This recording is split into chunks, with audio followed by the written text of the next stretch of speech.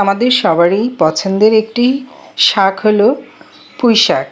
এই পুঁই শাকটা আমরা বিভিন্নভাবে বিভিন্ন মাছ দিয়ে রান্না করে থাকি। এটা খেতে কিন্তু খুবই মজার এবং খুবই সুস্বাদু। তো আজ আপনাদের সাথে চিংড়ি মাছ দিয়ে কিভাবে আমি রান্না করেছি পুঁই শাকটা সেই রেসিপিটা শেয়ার করছি। আশা করি আপনারাও এইভাবে বাসায় ট্রাই করবেন। এই রান্নাটা এইভাবে করলে আপনাদেরও ভালো লাগবে। আমি প্যানে তেল দিয়ে দিলাম। পর্যাপ্ত তেল দিয়ে আমি এর মধ্যে দিয়ে দিব পেঁয়াজ কুচি। পেঁয়াজ কুচিটা লাল করে দিয়ে দিব চিংড়ি মাছ। পেঁয়াজ কুচির সঙ্গে কয়েকটা কাঁচামরিচও দিয়ে দিলাম। এভাবে নেড়েচেড়ে মিডিয়াম আঁচে রেখে পেঁয়াজটা হালকা লাল হয়ে এলে দিয়ে দিব চিংড়ি মাছ। চিংড়ি মাছটা দিয়ে এবার আবারও একটু সামান্য হলুদ দিয়ে নাড়াচাড়া করতে থাকবো, তাহলে চিংড়ি মাছের কালারটা খুব সুন্দর আসবে, দেখতেও ভালো লাগবে। এভাবে একটু হলুদ ছিটিয়ে দিলাম।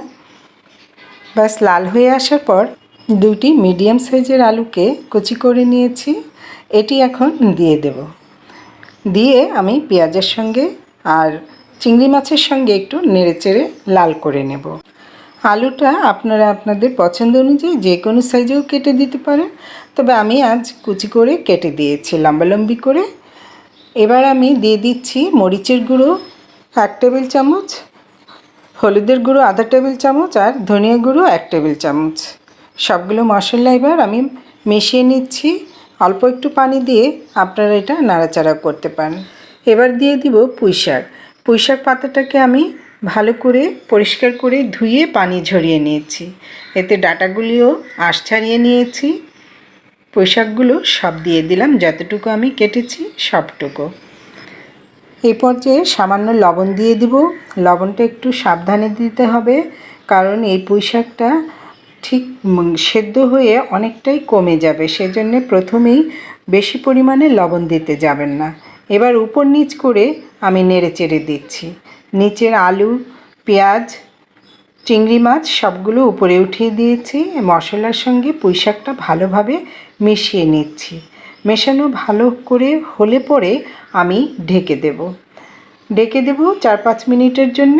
অত সময়ও লাগবে না, আপনারা 3-4 মিনিটে এটি ভালোভাবে সেদ্ধ হয়ে আসবে। ফিরে এলাম 3-4 মিনিট পর, অনেকটাই সেদ্ধ হয়েছে। মাঝে মধ্যে 1-2 বার নেড়ে দিয়েছি আমি ঢাকনা খুলে। ভালোভাবে শাকটা সেদ্ধ হয়েছে। এবার একটি ডিশে সার্ভ করে নিচ্ছি, আপনাদেরকে দেখাচ্ছি। দেখুন কত চমৎকার সুন্দর শাকটা সবুজই আছে। এভাবে একটি ডিশে সার্ভ করে নিয়ে দুপুরের ধোয়া ওঠা গরম ভাতের সাথে খেতে কিন্তু অসম্ভব মজার লাগবে। তো ভিউয়ার্স, এভাবে ভাতের সঙ্গে সবাইকে পরিবেশন করুন, সবাই খেয়ে খুব মজা পাবে।